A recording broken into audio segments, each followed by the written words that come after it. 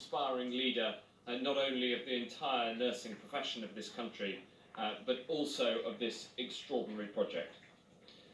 When it was clear a few weeks ago that we were going to need to expand NHS critical care capacity so that the capacity to care is always above the need for that care in this country, the idea was dreamt not long ago of having a new hospital, and this London NHS Nightingale Hospital, which was put together its core in 9 days, is a testament to the leadership of the people who stand behind me.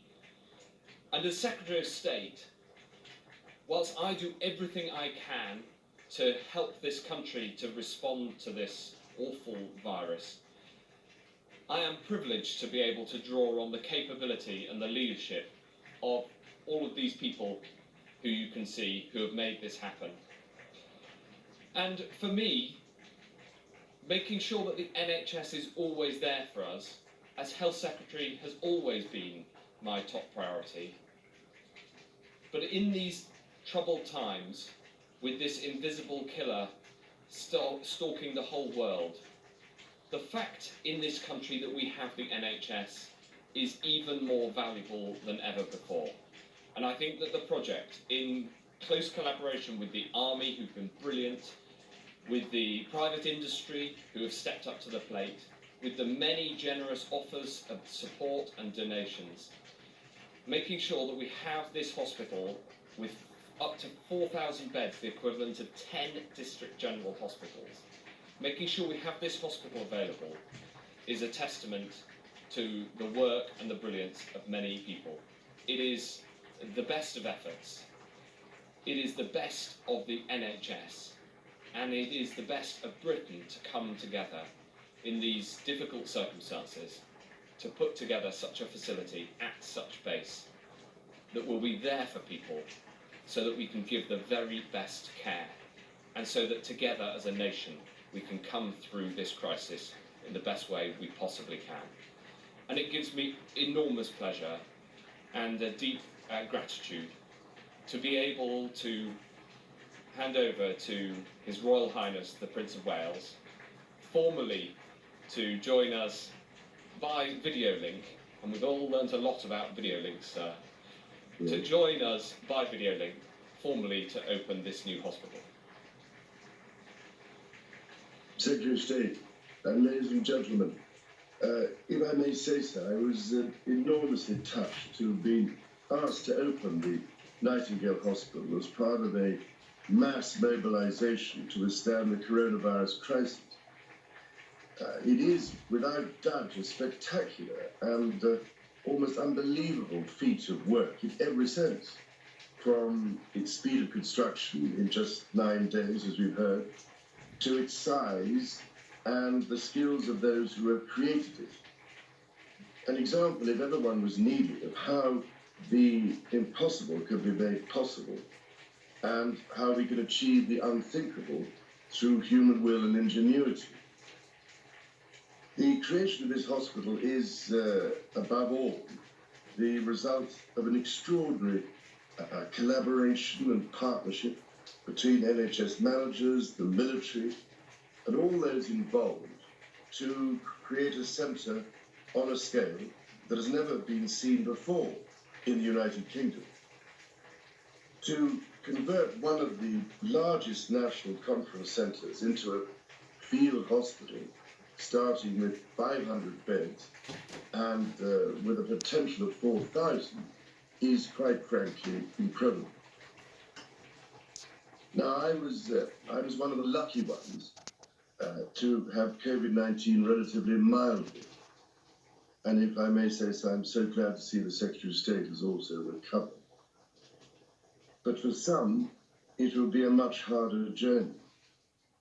I am therefore so relieved that everyone can now have the reassurance that they will receive all the necessary technical care they may need and every chance to return to a normal life.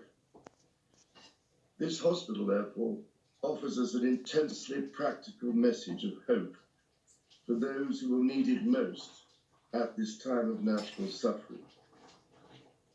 Let us also pray, ladies and gentlemen, that it will be required for as short a time and for as few people as possible. On behalf of the nation, I want to say a very big thank you to the planners, the builders, the armed forces, the generous companies and organisations which have donated equipment and services, and all the support staff who have made this possible. Also, we owe an immense debt of gratitude to the doctors, the nurses, the technicians, the staff currently working in the health service and those coming out of retirement, and the voluntary workers who will be working within it. And I can only offer my special thoughts and prayers to all those who will receive care within it. And let us hope, ladies and gentlemen, that it will not be too long before this terrible disease has left our land. Now, I need hardly say that the name of this hospital could not have been more aptly chosen. Florence Nightingale, the Lady with the Lamp, brought hope and healing to thousands in their darkest hour. In this dark time, this place will be a shining light.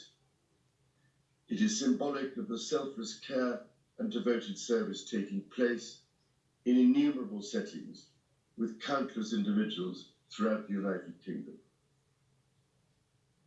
Ladies and gentlemen, as the wonders of modern technology can only do so much, and I can't quite reach, perhaps I could invite Nightingale's head of nursing, Natalie Gray, on my behalf to unveil the plaque to declare NHS Nightingale Hospital open.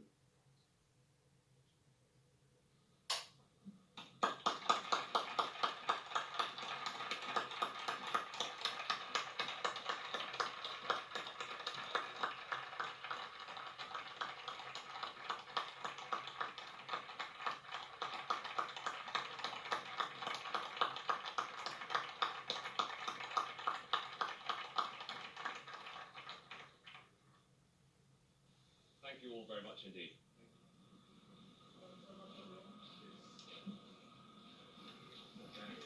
So I think that's it. An unusual kind of an opening, but a heartfelt message there from the Prince of Wales, talking about how this hospital is spectacular, almost unbelievable, how the impossible has been made possible, and how this is a practical message of hope to the British public at this time. Well, let's go now to